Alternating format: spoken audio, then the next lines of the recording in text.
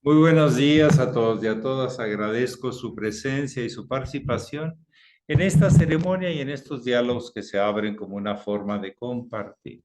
Compartir nuestras preguntas, compartir nuestras búsquedas, nuestras experiencias. Adelante si alguien tiene a bien a compartir alguna experiencia, alguna pregunta.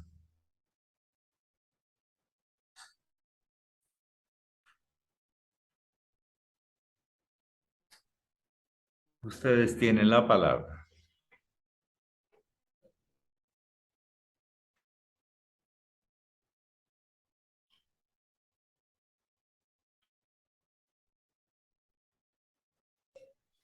Sí. Maestro, todas las cosas que conforman su altar han sido adquiridas por usted mismo o han ido llegándole a las manos.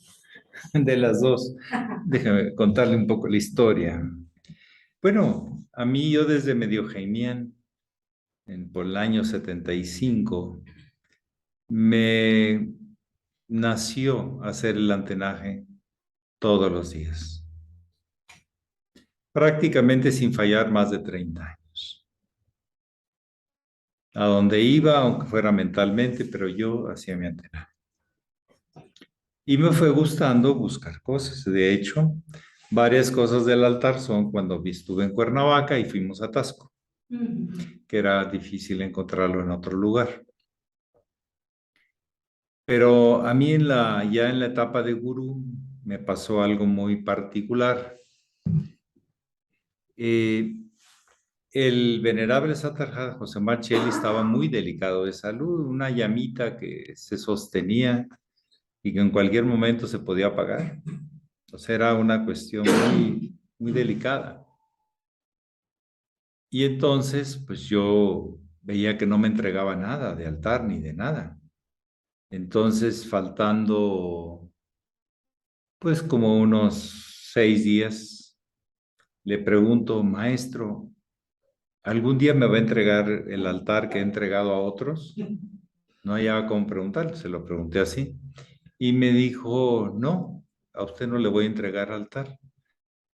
Tráigase el suyo y siga conservando esas cosas que usted ha desarrollado porque son importantes para la hermandad. Maestro, pero yo la regalé, pues no sé cómo le va a hacer.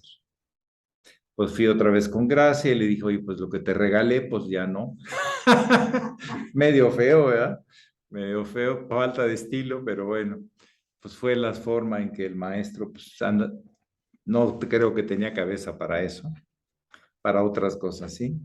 Y entonces me traje el altar y son cosas que conservo. Aparte que han sido poquitas cosas, pero algunas que me han regalado. Y he considerado eh, tenerles un valor. Si quieren, ahorita también uno de los regalos que más me conmovió fue de una hija de un hermano, amigo, este Miguel Mora, de ahí de Poza Rica. Y su nieta es Escorpio. Esas Escorpio a veces agarran ondas. Y entonces me dijo, oye maestro, ¿por qué acá del lado de las mujeres tienes puras señoras y no tienes niñas? Pues sí. Digo, pues es que así ha sido, no he encontrado a alguien que... No te preocupes, yo te lo voy a solucionar. ¿No? Tenía como 6, 7 años. Y al día de ahorita se los enseño al final porque está guardado. Me hizo un papelito con unos brillantitos de una niña tan hermosa, con un globo y feliz volando. 3 globos tiene, de hecho. Y me conmovió mucho y a veces la llego a poner porque está muy bello. Algo tan simple. Y le puso su soporte atrás para que se sostenga. Todo con papelito y cartoncito. Este, entonces así hay cosas que pueden tener un valor relativo, pero hay un valor de cierto momento, cierta circunstancia que ameritan ponerla como una referencia.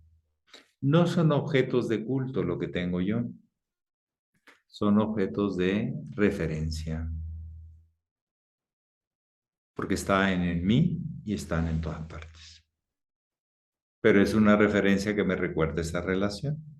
Y cuando tengo el tiempo así pausado, a gusto, de colocar mi altar y de recogerlo, porque me da mucho gusto hacerlo, vuelvo a reconocer la importancia de esas referencias. Y la llevamos bien hasta ahorita. Las cuido, las limpio y les doy un valor. Yo, no para que otra gente les dé el valor que yo les doy. Entonces, más o menos es un poquito de la historia de algunas cositas que tengo por ahí. Como no encontré, por ejemplo, una Isis que me convenciera o eran demasiado grandes, las Isis egipcias, pues pude conseguir por casualidad unas Isis que luego yo la convertí en lo que está ahí. Le puse la base, le puse la esmeraldita como símbolo de elevar la vida por sobre sí misma. Tiene mucha belleza esa Isis. Y también no encontraba ninguna Kuan Yin, la gran madre, la pureza, la bondad de los chinos. Y pues por su causalidad, me encontré una Kuan Yin. Y de hecho la mandé a hacer de plata, como la tengo yo, y con un budita de oro. Eran esas cosas que al no encontrarlas, pues yo mismo las diseñaba o las buscaba y afortunadamente las encontraba. ¿Sí? Ese es un poco de las historias. Hay más, pero con esas creo que es suficiente. ¿Alguien más desea compartir o preguntar? Estoy hablando alto para que escuchen bien. ¿Sí se escucha bien? Sí. ¿Ahí en Gallola también? Está bien. Perfectamente. Está bien. ¿Sí saben cuál es la Gallola, la parte más arriba y más barata de los teatros? De los cines también, sí.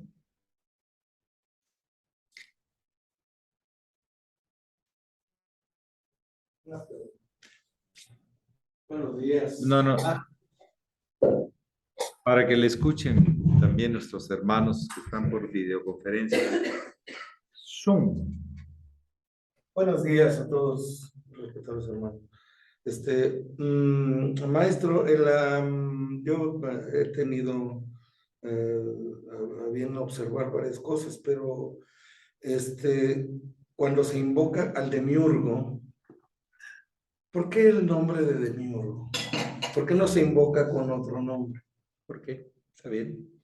Sí, gracias. Porque su origen es latino, pero su origen del concepto es egipcio. Es el concepto de Abraxas, de los gnósticos, que la unidad, el Padre, se bifurca en dos colas de serpientes, entonces el pecho y dos colas de serpientes, y hace la creación en base a la polaridad. La polaridad genera toda la creación. Es un concepto muy preciso. Es demiurgo significa el artesano de la obra. Voy a contarles un poquito. He investigado que los valentinianos que empezaron a ser difundidos por todo el Mediterráneo, tanto del lado africano como del lado europeo, fueron una escuela inspirada por un señor Valentín, valentinianos, de origen egipcio. Y eso llegó a las Galias, o sea, la zona céltica, alrededor del año 200, 150, 200 de esta era. O sea, perdón, después de Cristo. Y entre sus visiones tenían gran éxito o repercusión en la gente porque los muy ortodoxos cristianos de esa época hablaban siempre del Dios puro, del Dios bueno, del Dios poderoso, venía de la idea del Antiguo Testamento, pero integrado a este concepto de las serpientes y de la vida y de la iniciación y de todos los egipcios, como que yo siento que hicieron una fusión, este señor Valentín, y es el único que daba una explicación del por qué existía el mal y la oscuridad en el universo. Los cristianos no tenían respuesta.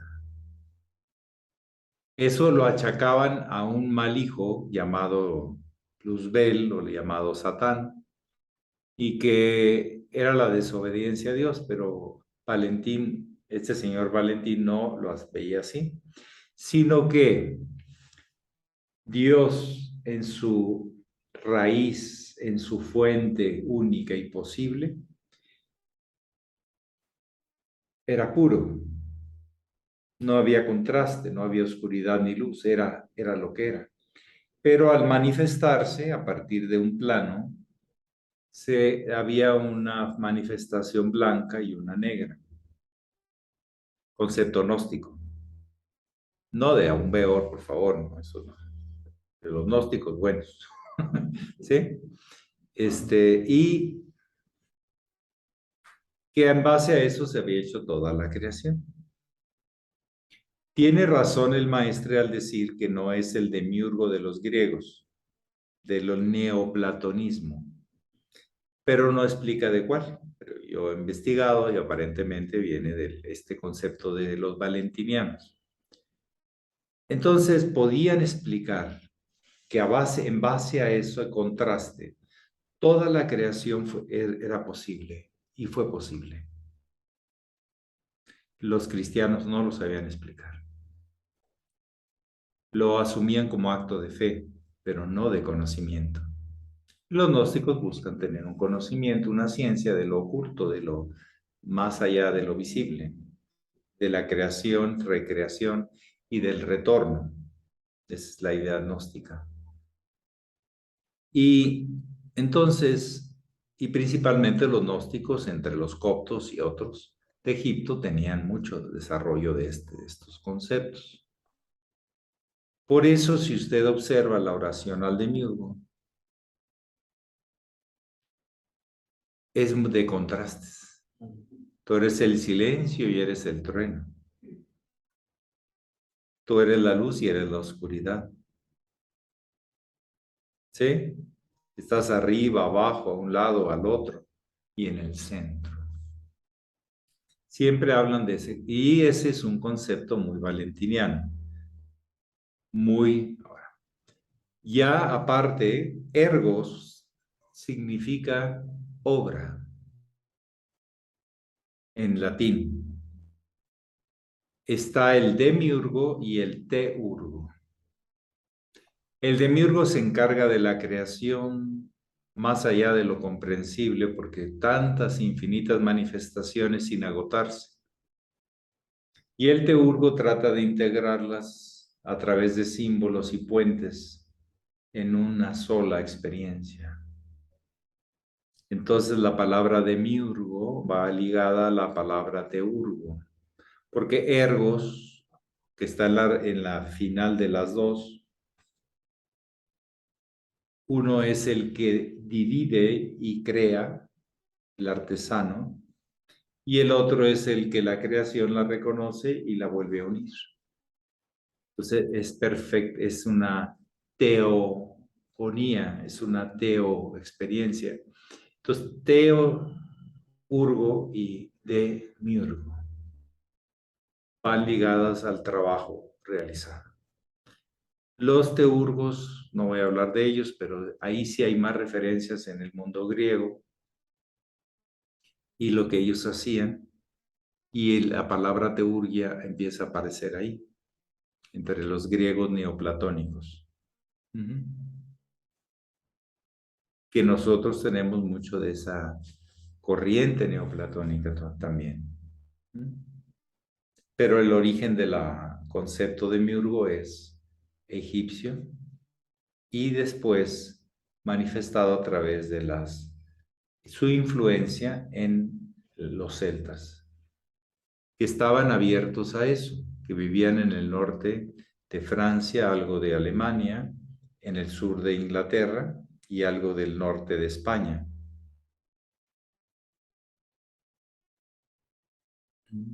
Y que estaban abiertos porque hacían culto a la naturaleza y a sus posibilidades. En cambio, los cristianos estaban cerrados a sus cultos, doctrinas y dogmas. Los valentinianos tuvieron más efectos sobre los celtas y también sobre algunas comunidades cristianas. Pero eso ya es una historia de hace mucho tiempo. Lo importante sería qué hacemos con eso. Por eso mi interés de haber estado investigando, y todavía se puede investigar más, acerca de cómo nos llega esto. El maestre Laferrière, en uno de los propósitos, creo que en el de los esenios, menciona a los valentinianos.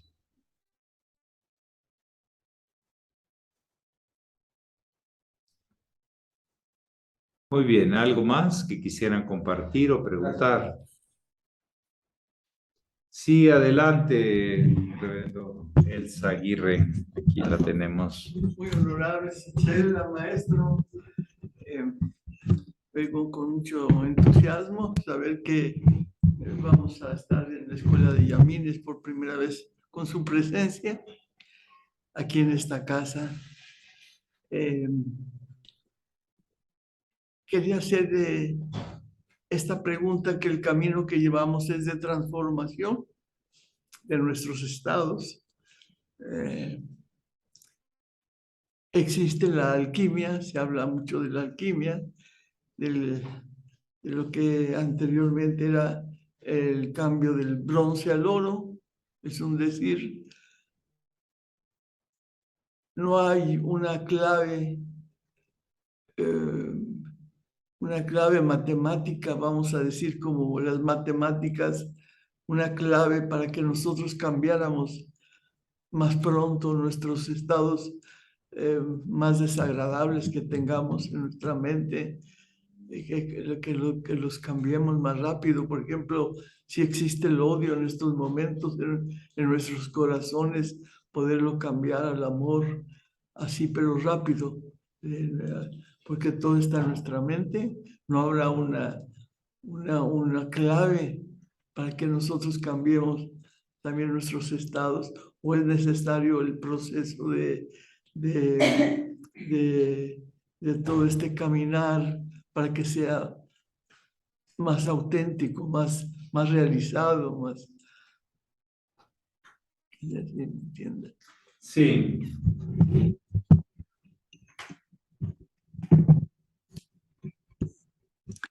Lo que pasa es que a veces es difícil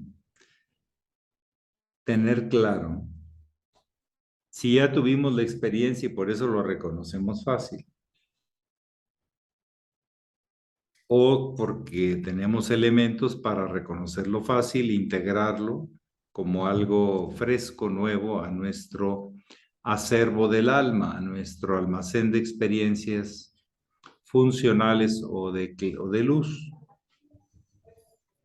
Entonces, pueden ser de las dos cosas. A veces es porque estoy realmente reafirmando algo que ya viví ya en la historia de mi alma, es almacén de experiencias.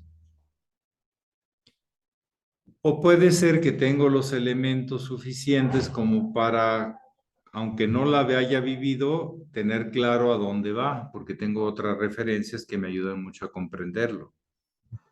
Las dos cosas pueden suceder. A veces que es una experiencia nueva o es una experiencia que se reafirma, las dos cosas. Puede suceder. ¿Mm?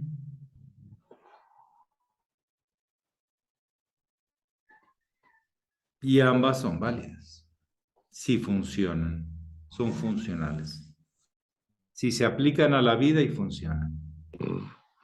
Es ahí donde tenemos que probar todo lo que vayamos teniendo como ideas. ¿Alguien está roncando? Sí, bueno. Entonces es importante no tanto saber una u otra, lo importante es que está claro y se aplica y funciona. O sea, no por tener nosotros la capacidad de decir, no, esto es así. Bueno, y realización, aplícalo y ve qué más se puede ajustar o si ya con eso es suficiente, está bien. ¿Algo más que alguien quisiera preguntar o quisiera compartir?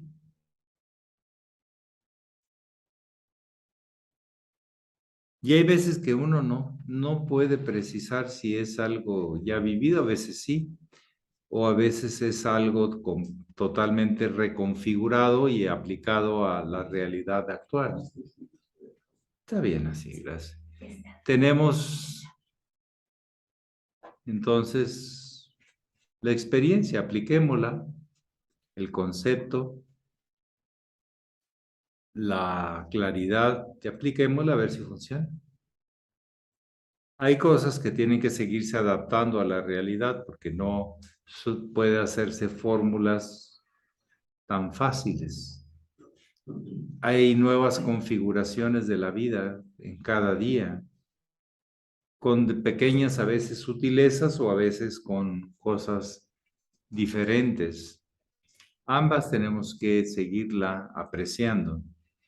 No por tener clara una cuestión del pasado, significa que con esa fórmula voy a poder resolver todo. Necesito estar ahí entre la circunstancia y apreciarlo y tomar una decisión. Esa es la conciencia en presente. Pero bueno, todas son válidas y funcionan. Yo diría así. Si no funcionan, pues habría que replantearnos por qué no funcionan, igual que los científicos. Si no funciona, posiblemente es algo que no estoy tomando en cuenta. Y eso tengo que revalorarlo, ponderarlo y, bueno, intentarlo de nuevo. ¿Algo más que alguien quisiera preguntar o decir? Maestro, otra Sí, pregunta. sí. A veces, casi la mayoría, bueno, no todas, desde luego, pero ahí se trae desde chico, desde niño se trae algo que no sale y que ahí está lastimando, de repente vuelve a salir y vuelve a salir y no sale. ¿Qué es lo que se necesita en esos casos? Porque dice, no, que un terapeuta o pues si está usted para poder sacar, yo creo, poder decir exactamente qué fue, qué es, pero a veces callamos, no sale aquello que no deja totalmente y que está ahí permanente, sí, es permanente. De repente vuelve a salir y ahí está el recuerdo que ya no debemos de recordar un pasado y menos las cosas tristes ni nada, sino el futuro, el aquí y el ahora, ya el pasado ya pasó. Sin embargo, de repente, ¡pum!, sale aquello. Sí. Hay aspectos que se llaman que niego, que rechazo, que escondo dentro de mi psique, dentro de mi alma. Y quisiera explicar por qué. Nuestro ego no quiere morir y no quiere sentirse débil. Quiere sobrevivir. Entonces, lo que le incomoda, lo que no puede resolver, lo que no puede asociar con claridad, lo relega a la parte disfuncional. Yo le llamo los muñequitos feos. Dice que se esconden, que se ocultan, que se niegan, que se tapan, pero eso es parte de mí, porque yo registré eso. pero lo tengo oculto, tapado. Y eso es para que no distraiga al ego de su lucha por sobrevivir. Pero luego eso se vuelve contra el mismo ego porque hay una confrontación y una lucha interior entre el personaje que guardé, que escondí, como la muñequita de Cricri. Estaba la muñeca fea, ¿verdad? Un bracito ya se le rompió, su carita está llena de hollín. O sea, la dejamos fea, sucia, abandonada, relegada. Ese personaje puede ser masculino o femenino.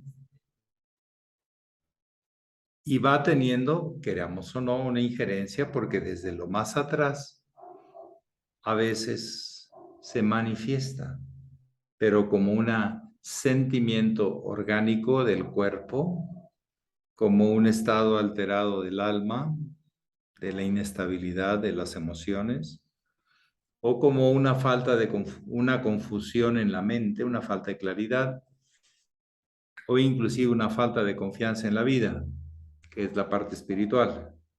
La espiritualidad no es ir a misa exactamente, sino tener confianza que siempre todo es posible con la voluntad superior.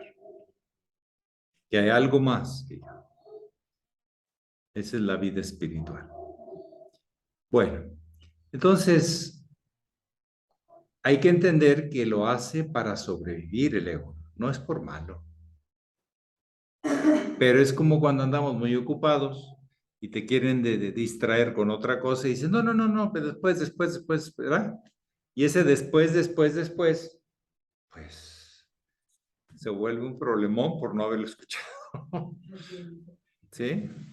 Porque lo oculto, lo relego, lo niego, y es natural que eso nos esté mandando mensajes. Ahora, esos mensajes, yo les he explicado que anormalmente los personajes aparecen más cuando estamos débiles por enfermedad, cuando estamos soñando en los sueños, cuando estamos deprimidos, o sea, cuando nuestra fuerza vital está baja.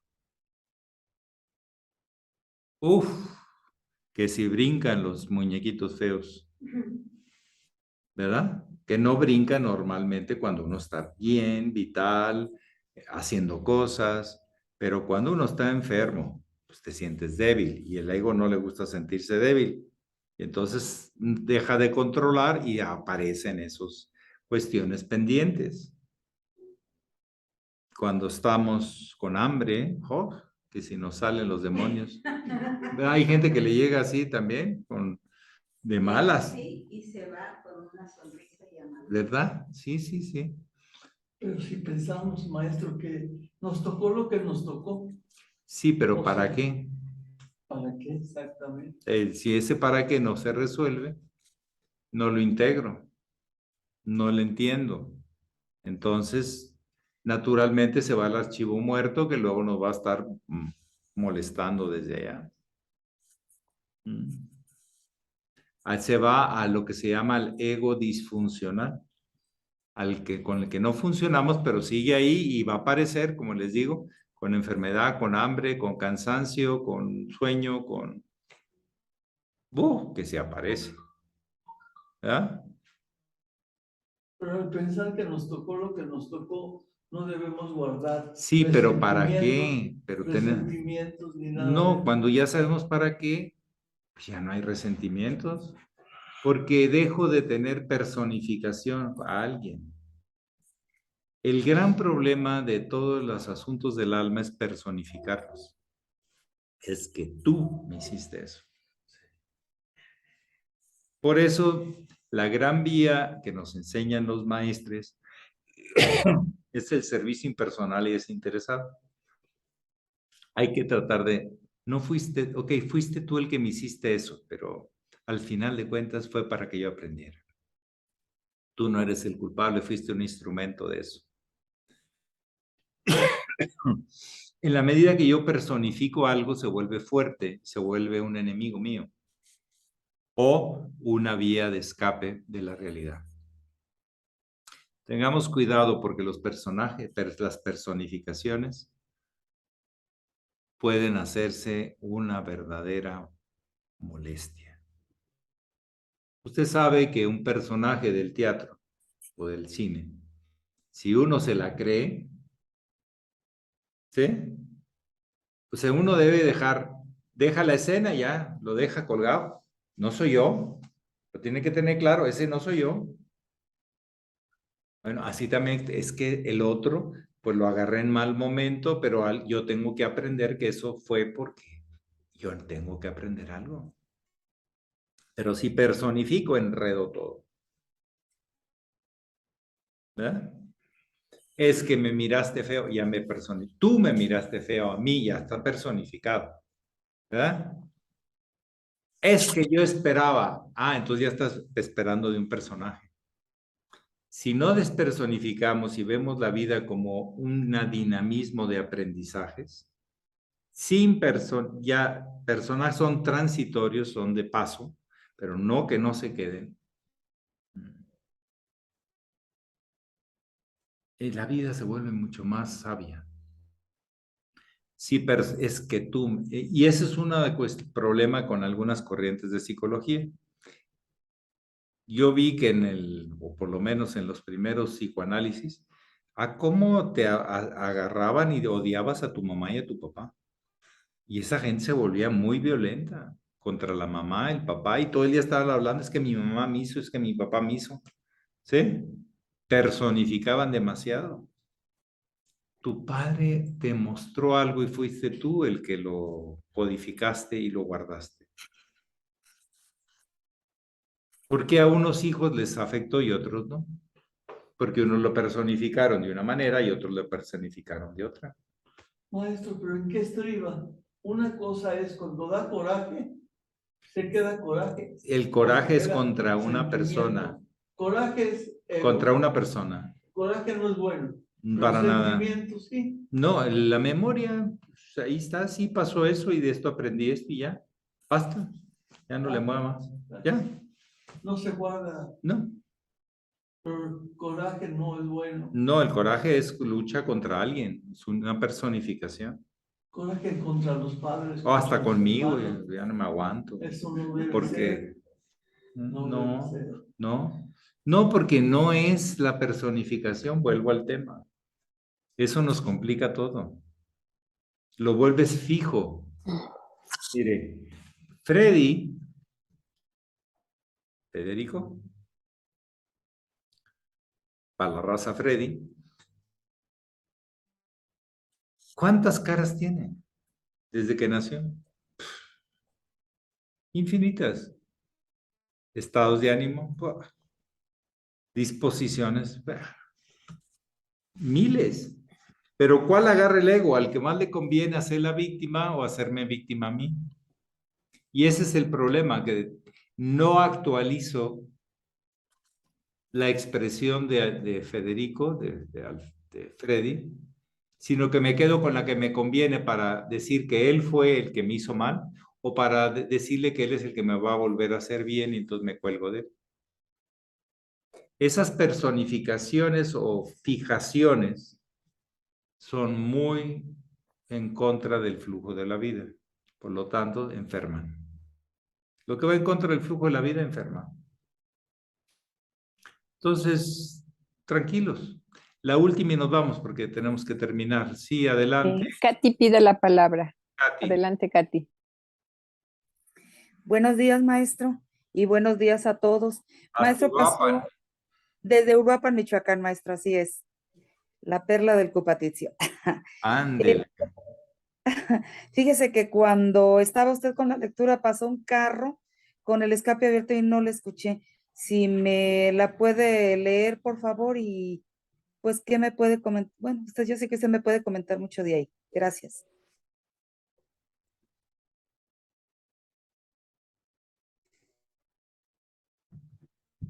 El que es nacido del Espíritu es como el viento, que no sabes de dónde viene ni a dónde va. Dice, Voy a leer 2 anteriores, 3. No te maravilles que te dije, os es necesario nacer otra vez. Este es lo que nos salió. Bueno, el anterior. Lo que es nacido de la carne, carne es. Y lo que es nacido del espíritu, espíritu es. No te maravilles que te dije, os es necesario nacer otra vez. El viento donde quiere sopla y oyes su sonido, mas no sabes de dónde viene ni a dónde va.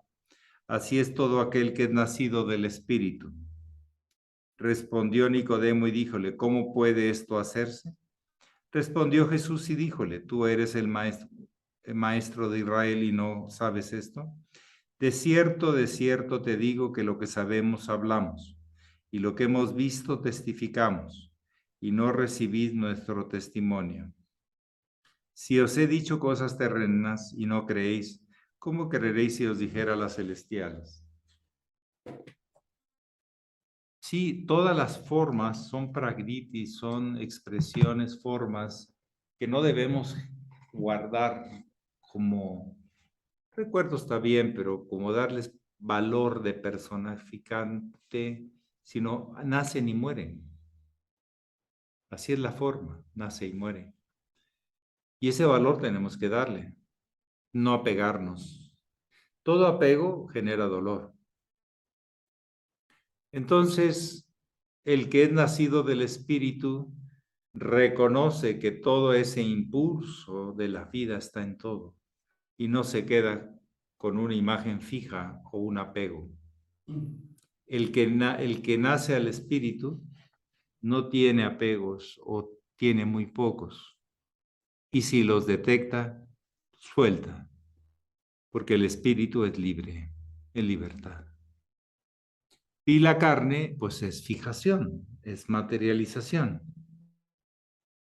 Entonces hay que distinguir entre Purusha y Prakriti, entre Prakriti, que significa la manifestación, la forma, pero es cambiante, y Purusha, que es la esencia, que es permanente, pero no tiene forma, la esencia. Entonces es un llamado al gran paso, a nacer en espíritu y dejarnos de estar apegando a tanta cosa.